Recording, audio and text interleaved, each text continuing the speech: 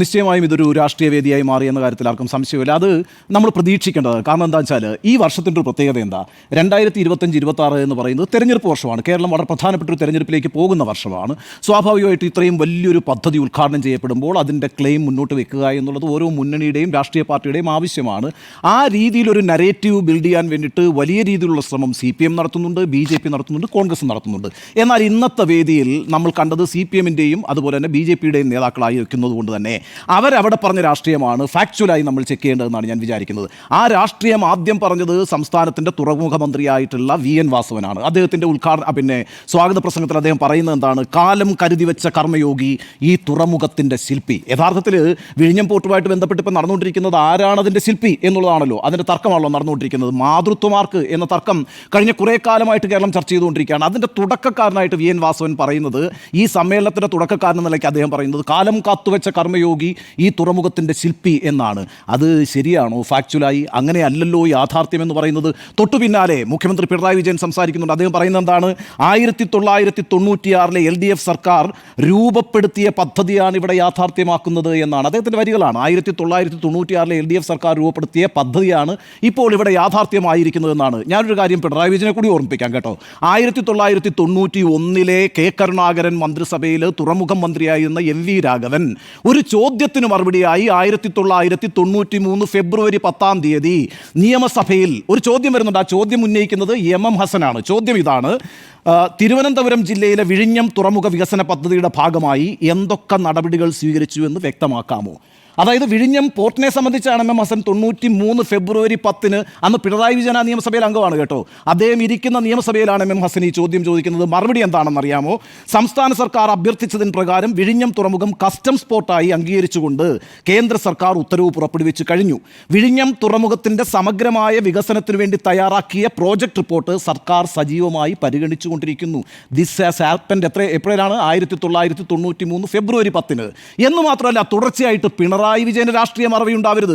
Pinarayi Vijayan, NK Radha, M. Vijayakumar, ഈ 3 പേർ നിയമസഭയിൽ തുടർന്ന് ചോദിക്കുന്നു, ഈ പറയുന്ന തുറമുഖ പദ്ധതിയിൽ സ്വകാര്യ പങ്കാളിത്തമുണ്ടോ? ഉണ്ട് എന്നാണ് അന്ന് MV രാഘവൻ്റെ മറുപടി എന്ന് പറയുന്നത്. അപ്പോൾ 1996 LDF സർക്കാർ ഭാവന ചെയ്തെടുത്തൊരു പദ്ധതി യാഥാർത്ഥ്യമാക്കിയിരിക്കുകയാണ് താൻ എന്നുള്ള പിണറായി വിജയൻ്റെ ക്ലെയിം ശരിയല്ല, അത് ഫാക്ച്വലി തെറ്റാണ്. ഇനിയിപ്പോൾ അദ്ദേഹം പറയുന്ന മറ്റൊരു പ്രധാനപ്പെട്ട കാര്യമുണ്ട്. ഈ വിസ്മൃതിയിലായ വിഴിഞ്ഞം പദ്ധതിയെ വീണ്ടെടുത്ത് നവീകരിച്ച് വികസിപ്പിച്ചു. LDF സർക്കാരിൻ്റെ ഇച്ഛാശക്തിയാണ്, നിശ്ചയദാർഢ്യമാണ്. ഇത് അദ്ദേഹത്തിൻ്റെ വാക്കുകളാണ്. തുടർന്ന് അദ്ദേഹം പറയുകയാണ്, എവിടെയാണ് ഈ വിസ്മൃതിയിലായി പോയത് ഈ വിഴിഞ്ഞം പദ്ധതി? അതങ്ങനെ ശരിയാകും. കാരണം എന്താ വെച്ചാൽ 2016 മുഖ്യമന്ത്രിയായിട്ട് പിണറായി വിജയൻ വരുന്നത്. 2011 മുതൽ 2016 വരെയുള്ള കാലഘട്ടം എന്ന് പറയുന്നത് വിഴിഞ്ഞം പദ്ധതിയുമായി ബന്ധപ്പെട്ട ഏറ്റവും പ്രധാനപ്പെട്ട നീക്കങ്ങൾ നടന്ന കാലഘട്ടമാണ്. അതിനെ അങ്ങനെ അടച്ചു വയ്ക്കാവുന്ന ഒരു അധ്യായമൊന്നും അല്ല. ഇങ്ങനൊരു നരേറ്റീവ് സൃഷ്ടിച്ചാൽ മലയാളികൾ അത് മറന്നു പോവുകയുമില്ല. എവിടെയാണ് വിസ്മൃതിയിലായി പോയത് ആ പദ്ധതി? 2011 അധികാരത്തിൽ വന്ന ഉമ്മൻചാണ്ടി 3 വർഷം കൊണ്ട് ഒരു പരിസ്ഥിതിയാകാതെ റിപ്പോർട്ട് ഉണ്ടാക്കി. നോക്കൂ, ഈ പറയുന്ന പോർട്ട് കൊണ്ടുവരിക എന്ന് പറഞ്ഞാൽ ചെറിയൊരു പരിപാടിയാണ്. പ്രത്യേകിച്ച് ഇത്രയും വലിയൊരു പോർട്ട് കൊണ്ടുവരിക എന്ന് പറഞ്ഞാൽ ആദ്യത്തെ ക്ലിയറൻസ് വേണ്ടത് പരിസ്ഥിതിയുമായി ബന്ധപ്പെട്ടാണ്. ഒരു പോർട്ട് വരിക എന്ന് പറഞ്ഞാൽ ഒരു കടലിൻ്റെ ആവാസ വ്യവസ്ഥ തന്നെ ഇല്ലാതാകുന്നു എന്നുള്ളതാണ്. അവിടെ മത്സ്യങ്ങൾ നഷ്ടമാകും, മത്സ്യങ്ങൾ ചത്തൊടുങ്ങും, അതിൻ്റെ അകത്തെ ആവാസ വ്യവസ്ഥ പൂർണ്ണമായും മാറും. കടൽ തീരവുമായി ബന്ധപ്പെട്ട പ്രശ്നങ്ങളുണ്ട്. എന്തിനേറെ പറയുന്നത് നമ്മുടെ കാലാവസ്ഥയെ വരെ ബാധിക്കും. ഇതെല്ലാം പഠിച്ചുകൊണ്ട് വേണം ഒരു പോർട്ടിനായിട്ട് ഇറങ്ങിപ്പുറപ്പെടാൻ. അപ്പോൾ ഫസ്റ്റ് ക്ലിയറൻസ് വേണ്ടത് എന്താണ്? എൻവയോൺമെൻറ്റൽ ഇമ്പാക്റ്റ് ഈ പോർട്ട് വരുന്ന വഴി ഉണ്ടാകുമോ എന്നുള്ളതാണ്. അത് 3 വർഷം എടുത്ത് പഠിപ്പിച്ചിട്ട് 4000 പേജുള്ള റിപ്പോർട്ട് ഉണ്ടാക്കി. ആ 4000 പേജുള്ള റിപ്പോർട്ടുമായിട്ട് UPA ഗവൺമെൻറ് മുന്നിലേക്ക് ചെന്നപ്പോൾ അതിന് അനുവാദം കൊടുത്തില്ല അന്നത്തെ പരിസ്ഥിതി മന്ത്രിയായിട്ടുള്ള ജയറാം രമേശ്. അദ്ദേഹത്തെ ഇവിടെ വിളിച്ചുകൊണ്ട് വന്ന് കാര്യങ്ങൾ ബോധ്യപ്പെടുത്തി. എന്തൊക്കെ നീക്കങ്ങളാണ്! ആ പരിസ്ഥിതി അനുകൂല റിപ്പോർട്ട് തയ്യാറാക്കി സമ്പാദിച്ച് അതിന് അനുമതി നേടിയ ശേഷം ടെൻഡർ വിളിച്ചു. ടെൻഡർ കിട്ടുന്നതിന് വേണ്ടി പല രാജ്യങ്ങളുമായും ബന്ധപ്പെട്ടു. ഒരാളും ടെൻഡർ എടുത്തില്ല. നിങ്ങൾക്കൊരു കാര്യം അറിയാവോ?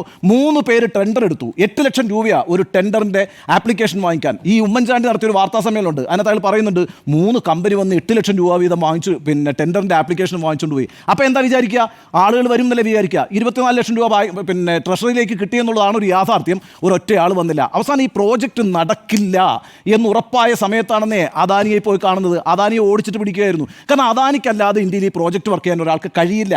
അപ്പോൾ സ്വാഭാവികമായും അദാനിയെ തന്നെ പോയി കാണുന്നു. അദാനിയോട് ഒരുപാട് വിട്ടുവീഴ്ചകൾ ചെയ്തിട്ടുണ്ട് എന്നുള്ള യാഥാർത്ഥ്യമാണ്. അതിൻ്റെ സംസ്ഥാന താല്പര്യങ്ങളിൽ വീഴ്ചകൾ വരുത്തിയതിനെക്കുറിച്ചുള്ള ഒട്ടേറെ വിമർശനങ്ങൾ ഉമ്മൻചാണ്ടി നേരിട്ടുണ്ട്, രാഷ്ട്രീയമായി നേരിട്ടിട്ടുണ്ട്, ഭരണപരമായി നേരിട്ടിട്ടുണ്ട്. അതെല്ലാം ഞാൻ കഴിഞ്ഞ ദിവസം വിശദീകരിച്ചതാണ്, അങ്ങോട്ടേക്കൊന്നും ഞാൻ പോകുന്നില്ല. പക്ഷേ പ്രശ്നം എന്താണെന്ന് വെച്ചാൽ ടെൻഡർ അദാനിയുമായിട്ട് നടപ്പിലാക്കുന്നു എന്ന് മാത്രവുമല്ല, ആ കരാറിൽ ഒപ്പുവെക്കുന്നു. ആ കരാറിൽ ഒപ്പുവെക്കുക എന്ന് പറയുന്നതല്ലേ ഒരു പദ്ധതിയുടെ ഏറ്റവും പ്രധാനപ്പെട്ട കാര്യം. ഒരാളെ കണ്ടെത്തുക എന്ന് പറയുന്ന ചെറിയ കാര്യമല്ല, ഇത്രയും തൗസൻഡ്സ് ഓഫ് ക്രോർസ് ആണ് ഈ പറയുന്ന പോർട്ടിൻ്റെ ഇൻവെസ്റ്റ്മെൻറ്റ് എന്ന് പറയുന്നത്. അതിന് തയ്യാറായ ഒരാൾ വരിക എന്ന് പറയുന്ന ചെറിയ കാര്യമൊന്നുമല്ല. അങ്ങനെ ആ പോർട്ടിന് വേണ്ടിയിട്ടുള്ള കരാർ ഒപ്പുവെക്കുന്നു, അതിൻ്റെ ഫൗണ്ടേഷൻ ഇടുന്നു. അതിനുശേഷമാണ് 2014 പിണറായി വിജയൻ അത് ഏറ്റെടുക്കുന്നത്. ശരിയാണ്, ഇന്ന് പിണറായി വിജയൻ പറയുന്ന വേറൊരു പ്രധാനപ്പെട്ട കാര്യമുണ്ട്. എന്താണ് അദ്ദേഹം പറഞ്ഞിരിക്കുന്നത്? ആദ്യമായാണ് ഇന്ത്യയിൽ ഒരു സംസ്ഥാനത്തിൻ്റെ മുൻകൈയിൽ ഒരു ബൃഹത് തുറമുഖത്തിൻ്റെ നിർമ്മാണം നടക്കുന്നത്. ചെലവിൻ്റെ ഏറിയ ഭാഗവും കേരളമാണ് വഹിക്കുന്നത്. സത്യമാണെന്നേ. അതിനു മുമ്പ് അദ്ദേഹം പറയുന്നൊരു കാര്യമുണ്ട്. നോക്കൂ, ഈ പ്രോജക്റ്റുമായിട്ട് മുന്നോട്ട് പോകുന്നതിന് തടസ്സങ്ങളുണ്ടായിരുന്നു. ഓഖി വന്നു, വലിയൊരു കടൽക്ഷോഭം വന്നു, അതുപോലെ തന്നെ പ്രളയം വന്നു, പിന്നീട് കോവിഡ് വന്നു. നമുക്ക് മുന്നോട്ട് പോകാൻ പ്രയാസമുണ്ടായിരുന്നു. ശരിയാണ്. പക്ഷേ ആ കാര്യത്തിനകത്ത് ഈ സർക്കാർ കാണിച്ചിട്ടുള്ള ഇച്ഛാശക്തിയെ, നിശ്ചയദാർഢ്യത്തെ നമ്മൾ തള്ളിക്കളയേണ്ട. അത് ആ പ്രോജക്റ്റ് വലിയ രീതിയിൽ 2011 മുതൽ 16 വരെ മുന്നോട്ട് പോകുന്നു. അതിനെ വീണ്ടും മുന്നോട്ട് കൊണ്ടുപോകാൻ പിണറായി സർക്കാർ കാണിച്ചിട്ടുള്ള നിശ്ചയദാർഢ്യമുണ്ട്. അദ്ദേഹം കൃത്യമായി പറയുന്നുണ്ട്, 5686 കോടി രൂപയാണ് സംസ്ഥാനം ഇതിനകത്ത് മുടക്കുന്നത്. 5686 കോടി രൂപ. അവിടെ പിണറായി വിജയൻ കറക്റ്റായ രാഷ്ട്രീയത്തിലേക്ക് വന്നു. രാഷ്ട്രീയം പറഞ്ഞു. പിണറായി വിജയൻ എന്ന് പറഞ്ഞ രാഷ്ട്രീയം എന്താ? ഇത് ഞങ്ങൾ മാത്രം നടപ്പാക്കുന്ന പദ്ധതിയാണ്, ഞങ്ങളും അദാനിയും കൂടി നടപ്പാക്കുന്ന പദ്ധതിയാണ്, അതിൻ്റെ ഭാഗമായിട്ടാണെന്നേ VN വാസവൻ ഇത് സംസ്ഥാന സർക്കാരിൻ്റെ പാർട്ട്ണറാണ് അദാനി എന്ന് പറയുന്നത്. കാരണം അതാ, സംസ്ഥാന സർക്കാരിൻ്റെ പാർട്ട്ണർ അല്ല കേന്ദ്ര സർക്കാർ ഈ വിഷയത്തിനകത്ത്. അതിനകത്ത് പാർട്ട്ണർ എന്ന് പറയുന്നത് എന്താണെന്നേ? അതൊരു എക്കണോമിക് മോഡലല്ലേ? ആ എക്കണോമിക് മോഡൽ എന്താണ്? പൊതു സ്വകാര്യ പങ്കാളിത്തം എന്നുള്ളതാണ്. ലോകത്ത് പൊതു സ്വകാര്യ പങ്കാളിത്തത്തിലൂടെ മാത്രമേ വികസനം സാധ്യമാകൂ എന്നുള്ളൊരു എക്കണോമിക് മോഡൽ ലോകത്തെല്ലാവരും അംഗീകരിച്ചതിന് ശേഷം കേരളവും അത് അംഗീകരിച്ച് എത്ര പദ്ധതികൾ നമ്മൾ മുന്നോട്ട് കൊണ്ടുപോകുന്നുണ്ട്. അതിനകത്ത് പാർട്ട്ണറാണെന്ന് പറഞ്ഞത് യഥാർത്ഥത്തിൽ മുനവെച്ചൊരു രാഷ്ട്രീയ പ്രയോഗമാണ്. കാരണം കേന്ദ്ര സർക്കാരിനകത്തൊരു ക്ലെയിമും ഇല്ല. കേന്ദ്ര സർക്കാർ 5 പൈസ ഈ കാര്യത്തിനകത്ത് തന്നിട്ടില്ല. തന്ന പൈസ തന്നെ വായ്പയായിട്ടാണ് തന്നിട്ടുള്ളത്. അപ്പോൾ സ്വാഭാവികമായിട്ടും അത് കറക്റ്റായൊരു പ്രയോഗമാണ്. ഞങ്ങളുടെ പാർട്ട്ണർ ഈ കാര്യത്തിനകത്ത് അദാനിയാണ് എന്ന് പറയുന്നത്. സ്വകാര്യ പങ്കാളിത്തത്തോടുകൂടി പബ്ലിക്കായിട്ടുള്ള മേഖലകളിൽ ഒരുപാട് പ്രോജക്റ്റുകൾ നമ്മൾ ചെയ്യുന്നുണ്ട്. അത്തരത്തിലെന്താണ്, പണ്ടൊക്കെ കമ്മ്യൂണിസ്റ്റുകാർ ഈ സ്വകാര്യ മുതലാളിത്തത്തിനെതിരായിരുന്നു എന്ന് പറയുമ്പോൾ ആ നയമൊക്കെ മാറി, ലോകം തന്നെ മാറി. ആ ലോകത്തെ നയങ്ങൾ മാറുന്നതിനനുസരിച്ച് കമ്മ്യൂണിസ്റ്റ് പാർട്ടിക്ക് മാറിയേ പറ്റുള്ളൂ. ഇവിടെ ഇപ്പോൾ കേരളത്തിൽ പൊതുമേഖലാ രംഗത്ത് മാത്രമേ വികസനം കൊണ്ടുവരാൻ പാടുള്ളൂ, പൊതു നിക്ഷേപങ്ങൾ മാത്രമേ അനുവദിക്കാൻ പാടുള്ളൂ. അതുകൊണ്ട് ഗവൺമെൻറ്റിന് എവിടെ നിന്നാണ് പണം? ഈ സംസ്ഥാനത്തെ നികുതിദായകർ കൊടുക്കുന്ന പണം എടുത്തുകൊണ്ട് ഈ സംസ്ഥാനത്ത് റോഡുകൾ വികസിപ്പിക്കാൻ പറ്റുമോ? ഈ സംസ്ഥാനത്ത് പോർട്ട് ഉണ്ടാക്കാൻ പറ്റുമോ? ഈ സംസ്ഥാനത്ത് എയർപോർട്ട് ഉണ്ടാക്കാൻ പറ്റുമോ? ഒന്നും പറ്റില്ല. അപ്പോൾ സ്വാഭാവികമായിട്ടും സ്വകാര്യ പങ്കാളിത്തം വേണം. അതിൻ്റെ അടിസ്ഥാനത്തിലാണ് VN വാസവൻ പറഞ്ഞത് ഇയാളാണ് ഞങ്ങളുടെ പാർട്ട്ണർ, അല്ലാതെ കേന്ദ്ര സർക്കാർ അല്ല എന്ന് തന്നെയാണ് പറഞ്ഞത്. ആ അർത്ഥത്തിൽ ഇരു കൂട്ടരും രാഷ്ട്രീയമായിട്ട് തന്നെ ആ വേദി ഉപയോഗിച്ചു എന്ന കാര്യത്തിൽ സംശയമില്ല. പക്ഷേ ആ വേദിയെ നന്നായി ഉപയോഗിച്ചത് നരേന്ദ്രമോദിയാണ് എന്നൊരു അഭിപ്രായം എനിക്കുണ്ട്, BJP ആണ് എന്നൊരു അഭിപ്രായം എനിക്കുണ്ട്. എന്താ സംഭവിച്ചതെന്ന്? ഇന്ന് സംഭവിച്ചത്, രാജീവ് ചന്ദ്രശേഖർ എന്ന് പറഞ്ഞ BJPയുടെ സംസ്ഥാന അധ്യക്ഷൻ നേരത്തെ തന്നെ 10 മണിക്ക് വന്ന് ആ വേദിയിൽ കയറിയിരുന്നു. ആ വേദിയിൽ കയറിയിരുന്നിട്ട് അദ്ദേഹം മുദ്രാവാക്യം മുഴക്കി. മുദ്രാവാക്യം മുഴക്കുന്ന സമയത്ത് അതിൻ്റെ അപകടം മനസ്സിലാക്കുന്ന ആരാണ്? മുഹമ്മദ് റിയാസാണ്. മുഹമ്മദ് റിയാസ് പെട്ടെന്ന് തന്നെ ഫേസ്ബുക്കിലൂടെ ഒരു പോസ്റ്റ് ഇടുകയാണ്, വീഡിയോ ഇടുകയാണ്. നോക്കൂ, ഇവിടെ ധനമന്ത്രി അടക്കമുള്ള ആളുകൾ താഴ്ത്തിരിക്കുമ്പോൾ അയാൾ ഇവിടെ വന്നിരുന്നിട്ട് ഈ രാഷ്ട്രീയം കളിക്കുകയാണ് എന്ന് പറയുന്നത് അതൊരു രോദനമാണ്. രോദനമല്ല കേട്ടോ, ദീനരോദനമാണ്. കാരണം എന്താ അറിയോ? U created the situation. നിങ്ങളല്ലേ ഈ സിറ്റുവേഷൻ ഉണ്ടാക്കിയത്. ഇവിടെ പ്രധാനമന്ത്രി നരേന്ദ്രമോദി വന്നിട്ട് ഉദ്ഘാടനം ചെയ്യേണ്ടോ? എന്തെങ്കിലും ഒരു സാഹചര്യം ഉണ്ടായിരുന്നു വിഴിഞ്ഞത്ത്? നിങ്ങൾ വിളിച്ചതല്ലേ?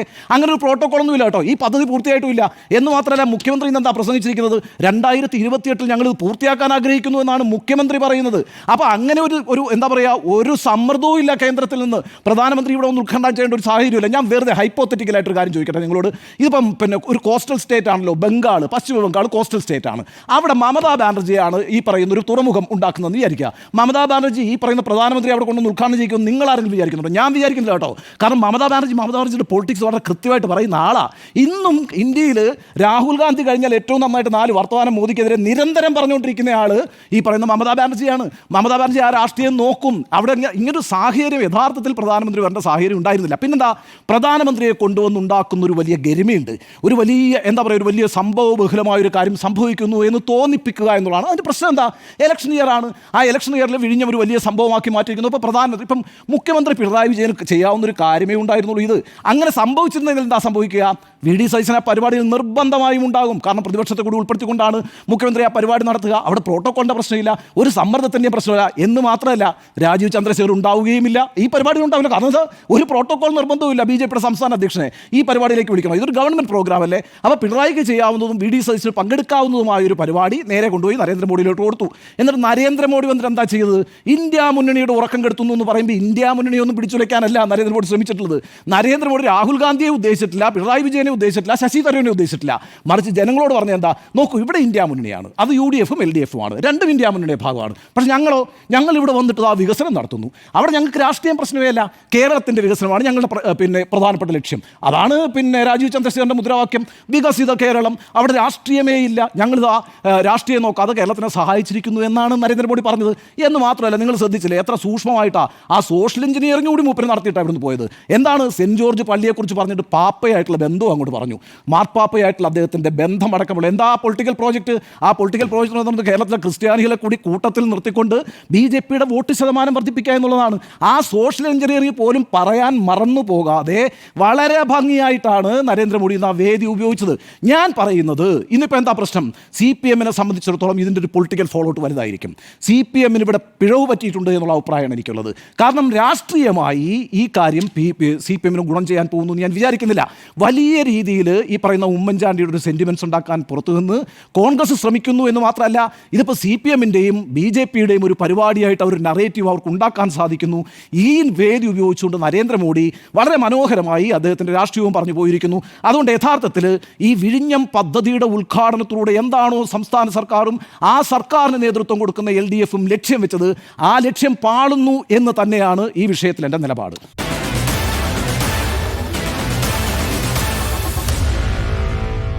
Meet the editors.